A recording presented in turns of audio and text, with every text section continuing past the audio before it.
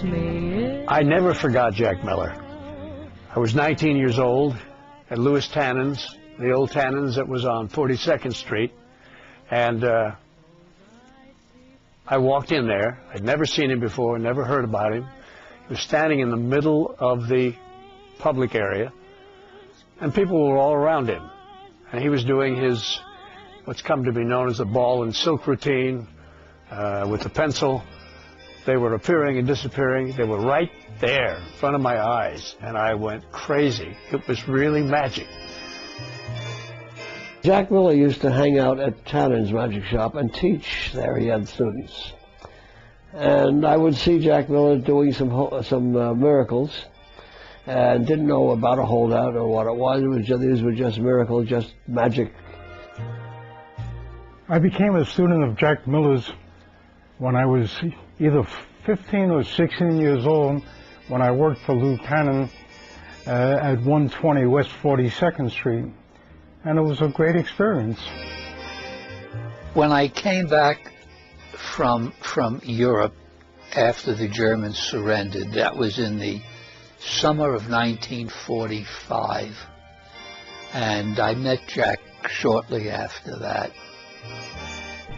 In the early 1940s, when I worked at Tannen's, and in those years we had a lot of wonderful magicians who would hang around on Saturday afternoons, among them Jack Miller. I still think it's one of the greatest weapons a magician can have, is a Jack Miller holdout.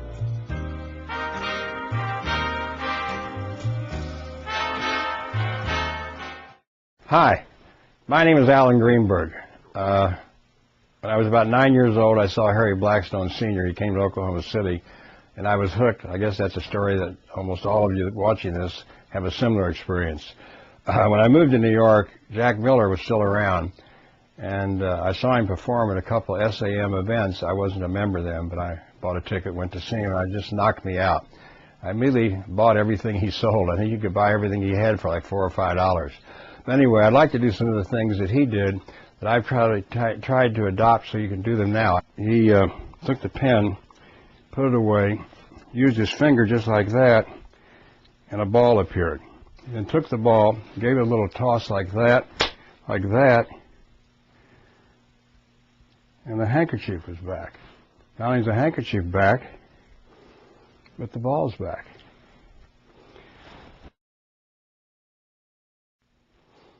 Then he put the handkerchief away, and he was obviously left with just the pen. He took the pen, held it right in front so you could see it, and then he just went like that. You can take an egg out of your pocket, place it in the bag, snap your finger, and the egg is gone. Will you squeeze that bag? Is there any chance there's an egg in there? No, absolutely not. No, of course not. It's gone. That's why. It's gone. It's back in my pocket. Now, if you want to reverse the thing, you can do the same thing over again, except exactly opposite. You go like this, and guess what? The egg is back in here.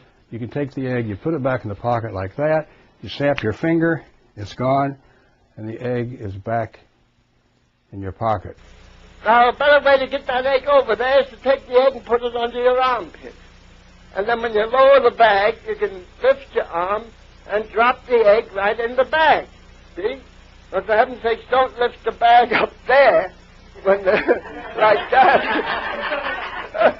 Because that would make the egg fall back in your pocket. Now, a good way to get that egg over there is to put it in your sleeve and roll it up to your shoulders.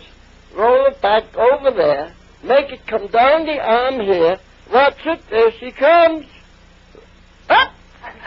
You see that? And there she is. Jack was famous for his cut and restored rope, and I'm going to try to do it for you now. Eric, would you do me a favor? Would you cut that rope right in the middle? So now there's no question. We have two ropes instead of one, right? But watch.